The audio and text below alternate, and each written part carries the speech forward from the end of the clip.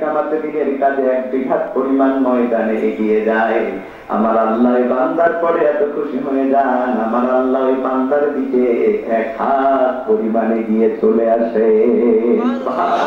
আবার মুয়াত্তা মালিকের মধ্যে আব্দুল্লাহ ইবনে মাসউদ রাদিয়াল্লাহু তাআলা আনহু বলেন, আল্লাহ রাসূল বলেছেন, যখন কোন বান্দা দিনের কাজে, যখন কোন বান্দা আল্লাহ জমিনে দিন প্রতিষ্ঠার কাজে হেঁটে হেঁটে দিনের কাজ করে, আমার আল্লাহ সেই বান্দার প্রতি এত খুশি হয়ে যান, আমার আল্লাহ সেই বান্দার দিকে দৌড়িয়ে চলে আসে।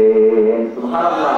সে আল্লাহর জন্য সবাই পড়ছে আল্লাহু আকবার, রব্বানা লাকাল হামদ হামদান কাসীরান তাইয়িবান মুবারাকান ফীহি।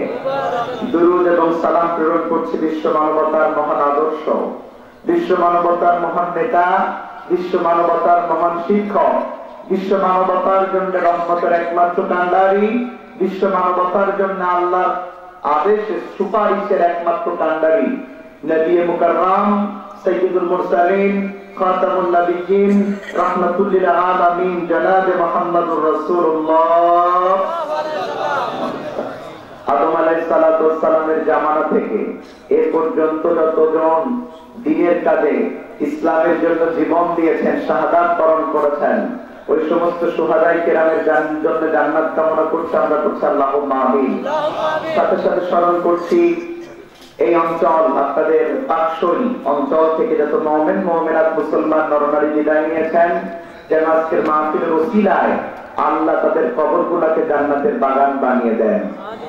আরো আস্তে কোন আমিন, আরো জোরে কোন আমিন। প্রিয় ভাইরা, আমার রাত গভীর, আপনারা যদি হেল্প না করেন আমার কিছু করার নাই।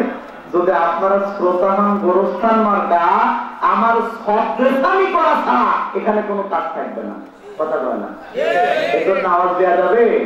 জেনে রাখবেন, যেই মঞ্চের, যেই ময়দানের শ্রোতা যত স্মার্ট, ওই ময়দানের বক্তার ওয়াজ তত স্ট্যান্ডার্ড, কথা বলে না। কারণ শ্রোতার আওয়াজ আদায় করে দিতে হবে, বাকি রহমত ছাড়। তো আসুন স্মরণ করছি 1952 সনে ভাষা আন্দোলনে যারা বাংলা ভাষার জন্য জীবন দিয়েছেন, যাদের আত্মত্যাগের বিনিময়ে আমরা বাংলা ভাষা পেলাম এবং আজ বাংলাতে তাফসীর করবার সুযোগ পেলাম, ওই দিন যারা জীবন দিলেন তাদের মধ্যে যারা ঈমান নিয়ে দুনিয়া থেকে বিদায় নিয়েছেন, আল্লাহ যেন ওই সমস্ত ভাষা শহীদদেরকে জান্নাত দান করেন। স্মরণ করছি 1971 সনের দেশ মাতৃকার স্বাধীনতার সংগ্রামে পশ্চিম পাকিস্তানের অবর্ণনীয় নির্যাতনের বিরুদ্ধে এই জাতিকে মুক্তি দেওয়ার জন্য যারা দীর্ঘ 9টি মাস রক্তক্ষয়ী সংঘর্ষ করে স্বাধীনতা এনে দিলেন, দিতে দিয়ে যারা জীবন দিলেন, এদের মধ্যে যারা ঈমান নিয়ে দুনিয়া থেকে বিদায় নিলেন, ওই সমস্ত শহীদ মুক্তিযোদ্ধাদের জন্য জান্নাত কামনা করছি আমরা, করছি আল্লাহুম্মা আমিন। আসলে সম্মানিত ভাইরা, যদি ইসলামী জলসা, তারপরেও কথা বলতে হবে কোরআন এবং হাদিস থেকে, কথা বলুন ঠিক না বেটে? কারণ বর্তমান সময়ে কোরআন এবং হাদিসের কথা উঠে গিয়েছে, এখন তাফসীর মাহফিল গুলো দখল করে নিয়েছে এক শ্রেণীর কিচ্ছা কাহিনীর বক্তারা, যে সমস্ত কাহিনী বলে শুনলে ঈমান থাকবে না, কথা কয় না। এই জন্য আমরা আলোচনা শুরু আজকে কোরআন থেকে, হাদিস থেকে। আল্লাহ আমাদের তৌফিক দান করুন। আসুন কথা বলা শুরু করি। আমি কোরআনুল কারীমের সূরা আল-আনআম নাম জানেন আপনারা, 6 নম্বর সূরা, এখান থেকে 162 নম্বর আয়াতটি পড়েছি। এখান থেকে কিছু কথা বলবার চেষ্টা করব। কারোর পক্ষেও কোনো কথা বলবো না, কারোর বিপক্ষেও কোনো কথা বলবো না। কষ্ট হবে? হবে না? হবে। আমি প্রমাণ করে দেব হবে। হ্যাঁ হবে। কেমনে দেখেন, যদি আমি এখন সুদ নিয়ে আজ করি, আর যদি এর মধ্যে কোনো সুদখোর থাকে, ওর জীবনও ভালো লাগবে না, ওর পরিচয় আগুন লাগবে, চরম কষ্ট হবে। যদি আমি এখন ঘুষ নিয়ে আজ করি আর এর মধ্যে কোনো ঘুষখোর থাকে, ও বলবে সামনের বার এই হুজুর কোন জায়গাতে আসে আমি দেখে নেব, কথা কয় না। কিন্তু যদি কোরআনের আলোচনা আপনার কোন দোষ ত্রুটি ধরিয়ে দেয়, তাহলে রাগ করা যাবে না, বরং নিজের ভিতর থেকে ওই দোষ ত্রুটি দূর করতে হবে। কারণ কোরআন যদি আপনার বিপক্ষে সাক্ষী দেয়, কোন হুজুর, কোন পীর আপনাকে জান্নাত দিতে পারবে না। আপনার জন্য জান্নাতের একমাত্র পথ কোরআনের পথ, কোরআনের পথের নয় বাইপাস কোন সড়ক দিয়ে কোনদিন কোন মানুষ জান্নাত পাবে না। এজন্য আল্লাহ বলেন, ومن يبتغي غير الإسلام دينا فلن يقبل منه وهو في الآخرة من الخاسرين الله أكبر আল্লাহ বলেন যে বা যারা অমাইমান শব্দটা ওয়াহিদের অর্থ দিলেও এখানে শুধু ওয়াহিদের অর্থ দিবে না, জামার অর্থ দিবে। অমাইয়াবতাগি যে বা যারা, যে সমাজের মানুষেরা, যে মাহফিলের মানুষেরা, যে এলাকার মানুষেরা আল্লাহর আইনকে বাদ দিয়া, আল্লাহর বিধানকে বাদ দিয়া দুনিয়ার কোন নেতা তৈরি করা আদর্শ, দুনিয়ার কোন দলের তৈরি করা আদর্শ, দুনিয়ার কোন হুজুরের তৈরি করা ইসলামের পিছনে দৌড়াবে, ও যদি 5 ওয়াক্ত নামাজিও হয়, রোজাদারও হয়, ফালাই ইউকবালা মিনহু, ওর কোন আমল আল্লাহর দরবারে কবুল হবে না। কথা কোন ঠিক না বলে? যতক্ষণ আপনার আমলটা আল্লাহর দেখা, আল্লাহর দেয়া আইন রাসূলের দেখানো পথে না হবে, ততক্ষণ আপনার আমল কবুল। তাহলে এক শ্রেণীর মানুষ আমরা পেলাম যারা নিজে মানে না, কিন্তু সমাজে আর এক শ্রেণীর মানুষ পাওয়া যায় যারা নিজে মানে না, অন্যকে মানতে দেয় না। তাহলে যারা নিজে মানে না এরা যত না খারাপ, তাদের চাইতে বেশি খারাপ হলো তারা যারা নিজেও মানে না, অন্যকে মানতে দেয় না। কথা বলে যারা মানে না এরা হলো পশুর মতো, আর যারা ইসলাম মানে না, মানতেও দেয় না, এরা বাহুমাদাল, পশুর চাইতে নিকৃষ্ট।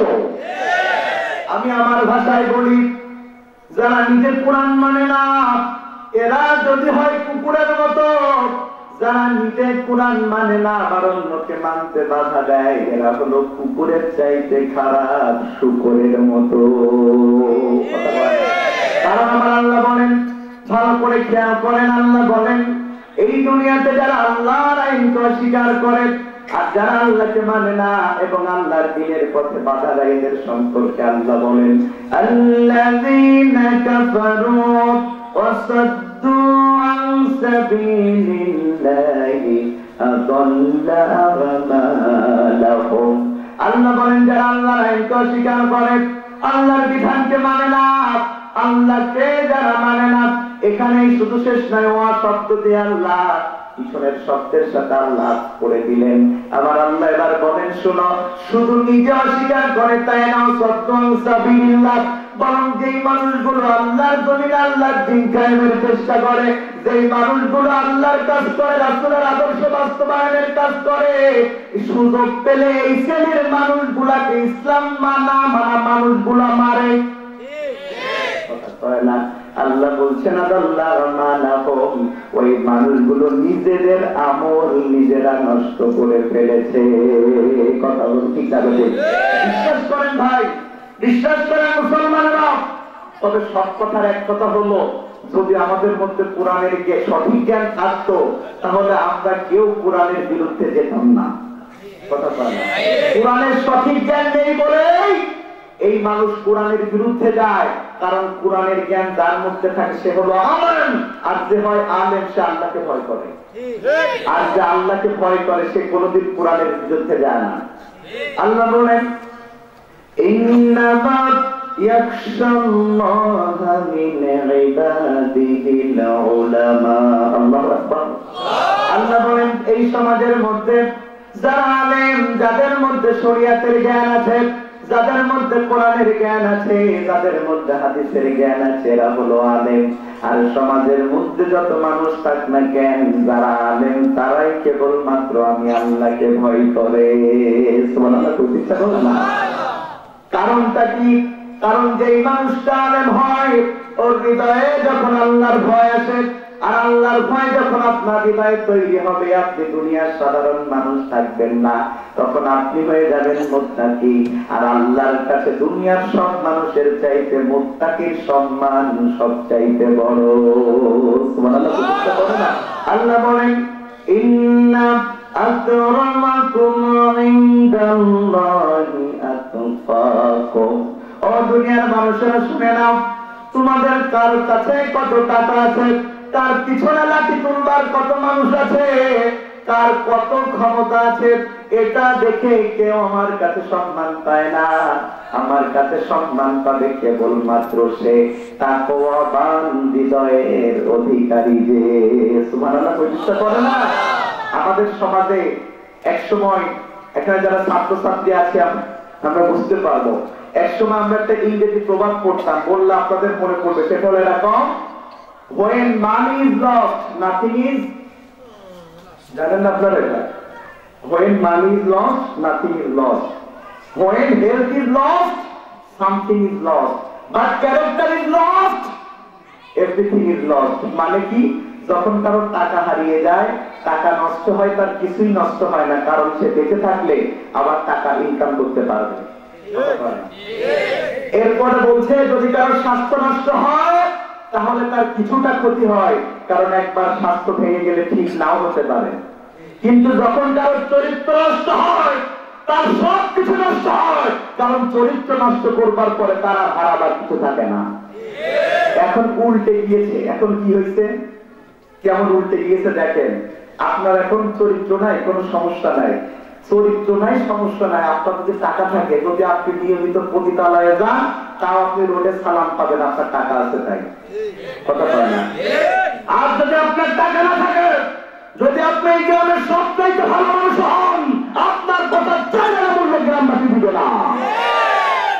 কিন্তু আল্লাহর দরবারে টাকা দিয়ে কারণ মর্যাদা আসে না।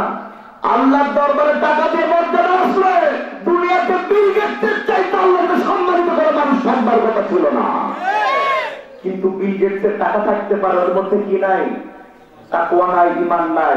সুতরাং আজকে আপনাদের এই যে বাজার পার করে আসলাম, এখানে একজন মানুষ ভিক্ষা করে, যদিও ভিক্ষা ইসলামে জায়েজ নয়, যদি ওর মধ্যে তাকওয়া থাকে তাহলে 1 কোটি বিল গেটস এক জায়গায় করলে ওই ভিক্ষুকের পা ধোয়া পানির সমান হবে না। কারণ এর মধ্যে কি আছে? কথা বলে না। তাহলে আজকে যদি আপনি আমি সম্মান পেতে চাই, তাহলে টাকা আর ক্ষমতার পিছনে দৌড়ালে দুনিয়ার সম্মান পাওয়া যাবে, কিন্তু আখিরাতের সম্মান, আল্লাহর সম্মান পাওয়া যাবে না। কথা কোন ঠিক না বেটে? এবার কেউ করেন মুসলমানেরা, তাহলে শর্ত হলো আপনার মধ্যে যদি কোরআনের জ্ঞান থাকে, আপনার মধ্যে যদি শরীয়তের জ্ঞান থাকে। এবার বুঝে নেন, আমাদের সমাজে শরীয়তের জ্ঞান অধিকাংশ যারা দেশ চালায়, সমাজ চালায়, এদের মধ্যে শরীয়তের জ্ঞান নেই বলেই